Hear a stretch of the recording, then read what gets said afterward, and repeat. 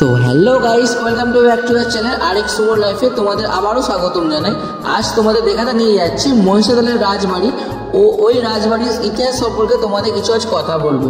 তাই বলছি ভিডিওটি স্কিপ না করে পুরো ভিডিওটা দেখার অনুরোধ রইল। চলো তাহলে শুরু করা যাক।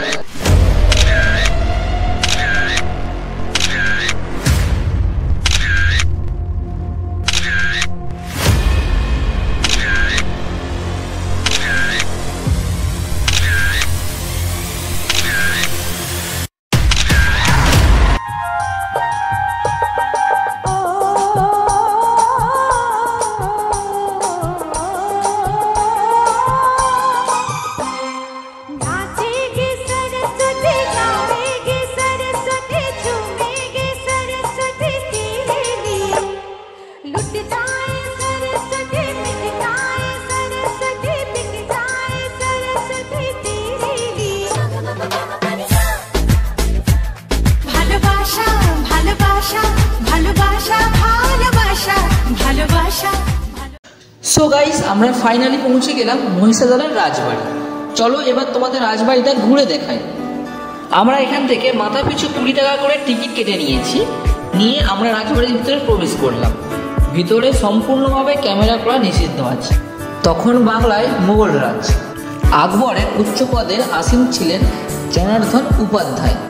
তিনি উত্তরপ্রদেশের বাসিন্দা, ব্রাহ্মণ ব্যবসায়ী, আর সেই কাজের জন্য উনি এসেছিলেন মহিষাদলের গেওখানিতে। নদীমাতৃক বাংলার এই সভায় মুক্ত হয়ে তিনার বসবাসের জন্য ইচ্ছা হয়। তৎকালীন রাজা কল্যাণ রায়ের কাছ থেকে তিনি কিনে নেন মহিষাদলের রাজত্ব।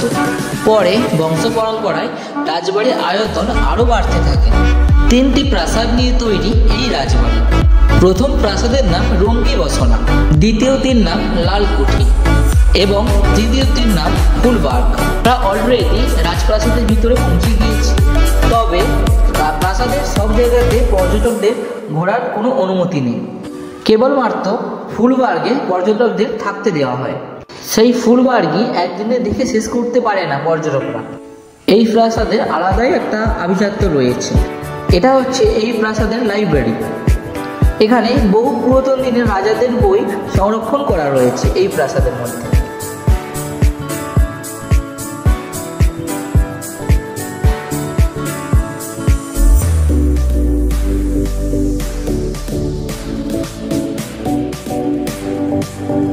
আগেকার দিনে যে রাজপুত্রদের যে গাড়িতে করে চড়ানো হতো, এটা হচ্ছে সেই গাড়ি।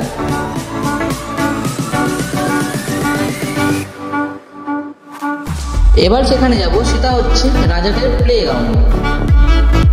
এখানে এই পুল খেলে রাজারা টাইম পাস করতেন, যেটা আজও সুন্দরভাবে সংরক্ষণ করা রয়েছে এই রাজবাড়িতে। তখনকার দিনে রাজপুত্ররা যে খেলনাগুলো খেলত, এইগুলি হচ্ছে সেইগুলোই এখনো সংরক্ষণ করা রয়েছে।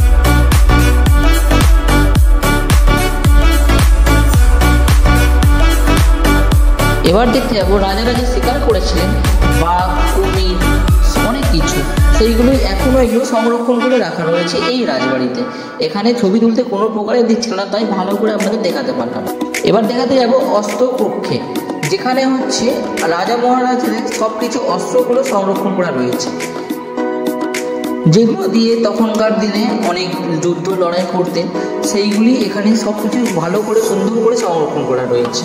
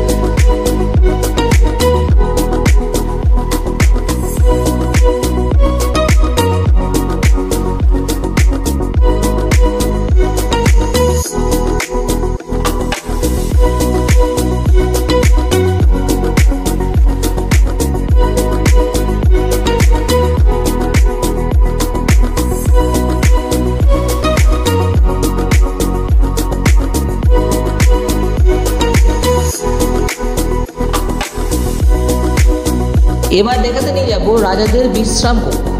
এখানে হচ্ছে রাজারা এসে বিশ্রাম করতেন। তখনকার দিনের ঐতিহ্য কিন্তু এখনো সুন্দরভাবে সংস্কার করে রাখা হয়েছে।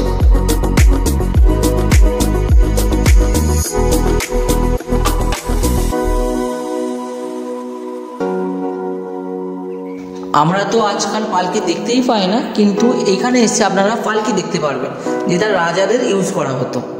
আর তখনকার দিনে যে পালকি এত সুন্দর ছিল, সেটা আজও যে এত ভালো করে সংরক্ষণ করে রাখা হয়েছে সেটা ভাবাই যায় না। চলো গাইস, আজকের ব্লগটি আমার এই পর্যন্তই। দেখা হচ্ছে পরের ব্লগে। তো তখন সবাই ভালো থাকবেন। এবার আপনাদের দেখাবো যে ড্রোন শট দিয়ে রাজবাড়ি থেকে ঠিক কীরকম দেখতে লাগে।